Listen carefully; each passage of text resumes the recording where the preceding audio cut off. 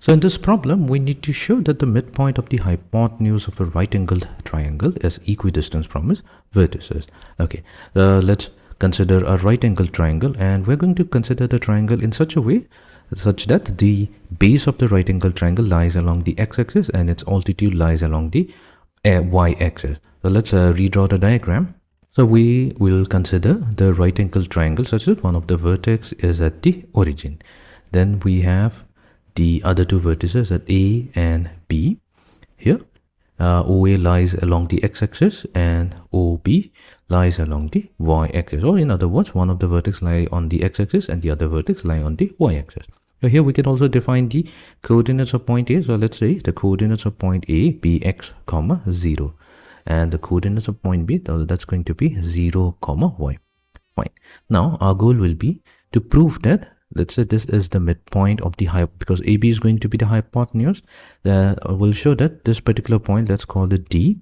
We'll have to show that this point D is equidistant from the two vertices. So that means it's equidistant from point B as well as from point A. And also it's equidistant from the third vertex, that is OD. So this is also going to be equidistant from the point O, meaning we'll have to finally show that OD must be equals to DB equals to DA. So let's write it down to show, according to our diagram, OD, so this distance must be equals to DB, which must be equals to DA. Okay, so that will be our goal. So let us begin.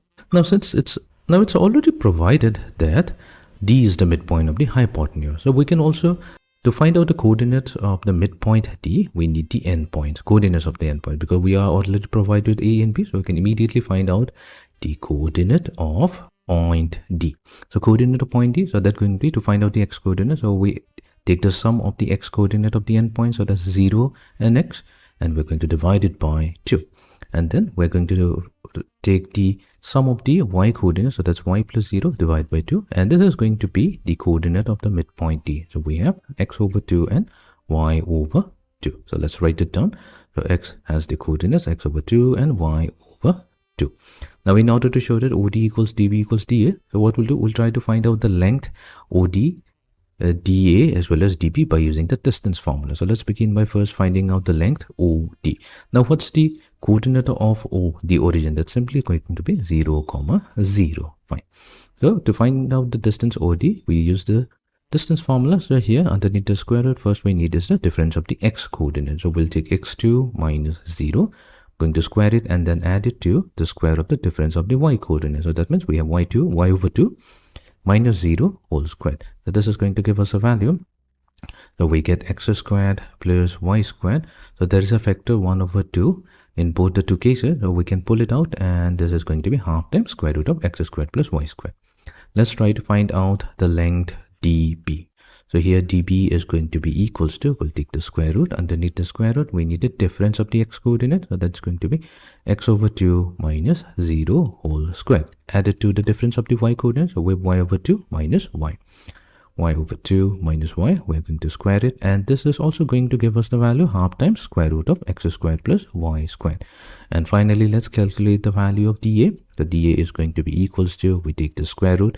Underneath the square root, we need the difference of the x coordinate. So we'll do x over 2 minus x. Going to square it and then add it to difference of the y coordinate. So that's y over 2 minus 0. Square it, and simplification gives us half times square root of x squared plus y squared. So since all the three values are equal, so we can say that therefore OD equals to DB equals to DA. So that means all the three lengths are equal. If all the three lengths are equal, that only means that the midpoint D is going to be equidistant from each of the three vertices of the right angled triangle. Hence proved.